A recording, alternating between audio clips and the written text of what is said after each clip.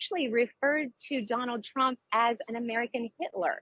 And then he pulled back on that. So interesting that he was very much against Trump at first. Donald Trump has announced on Truth Social that Ohio Senator JD Vance will be his running mate. So he is Donald Trump's pick as his vice president. Donald Trump, of course, the Republican nominee, set to be sworn in on Thursday this week at the Republican National Convention.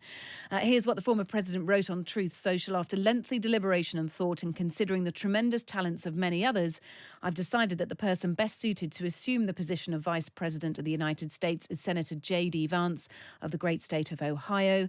JD honorably served our country in the Marine Corps, graduated from Ohio State University in 2 years, and is a Yale Law School graduate, where he was editor of the Yale Law Journal. And president of the Yale Law Veterans Association. JD's book, Hillbilly Elegy, became a major bestseller and movie, and as it championed the hardworking men and women of our country. JD has had a very successful business career in technology and finance, and now, during the campaign, will be strongly focused on by the people he fought so brilliantly for, the American workers and the farmers in Pennsylvania, Michigan, Wisconsin, Ohio, Minnesota, and far beyond. That is the announcement from Donald Trump on Truth Social. Let's go to Carolyn Presutti. She is a Voice of America senior television correspondent on the ground at the Republican National Convention. Carolyn, good evening. Good evening, Kate. Good to be with you now, especially with that new news that you have. Great to have you back.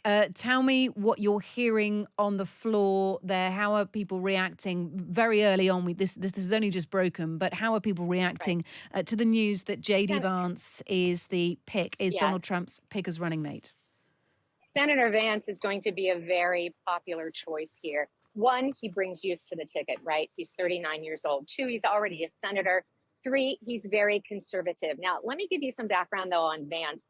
He came to the Senate in 2022. Prior to that, he actually referred to Donald Trump as an American Hitler. And then he pulled back on that. So interesting that he was very much against Trump at first. And then when he became the senator, then he has shown much support for Donald Trump and ended up as his pick. He is from Ohio, but he grew up in Kentucky and Ohio. As you mentioned, his book, Hillbilly Elegy, dealt with a lot of poverty with his growing up formative years, and also addiction, his mother's addiction. He was very honest about that. So JD Vance bringing the ticket, that youth that Donald Trump so craves. And honestly, when we have a current president who is 81, the two at the top of the ticket are very old. They are elderly men, right? So this will certainly bring in some younger voters for the Republicans, if you will. But it also opens things up for someone else on the campaign trail. Now, Donald Trump did announce it on Truth Social. He is expected to announce it here then at the convention tonight. And also JD Vance is expected to be here. I had heard earlier today that there were 3 Secret Service cars that left JD Vance home early this morning today. And I thought, I wonder if it's going to be a motorcade of sorts. Yes, a motorcade, exactly. So now he will have that motorcade, because now the Secret Service will be in charge of giving him the protection that we so honestly need, now that we had that incident on Saturday with the former president. Will anyone be upset? This was set to be announced formally at 9:30 our time tonight. So in just a few hours' time, will anyone be upset that Donald Trump leaked this to Truth Social beforehand, or is this in his gift? Is this what we expected? No. That's his platform. That is his platform, and he tends to break news there. That was where we first saw that he was okay after he was shot in the upper ear on Saturday. He posted to Truth Social. He said, I could take a couple days and then come to the convention, but I'm not going to let, quote, a potential assassin stop me and to force me to change my schedule. So he said, no, I'm going to be there Sunday night. And he did fly in last night here to Milwaukee. So he releases a lot on Truth Social. And I'm sure that he will give then interviews. Maybe he'll have some exclusive interviews today before he appears at the convention. Yeah. Will anyone not like this pick within the Republican Party, or is Donald Trump's call for unity going to just resonate across the whole thing? You know who's not going to like that here at the convention?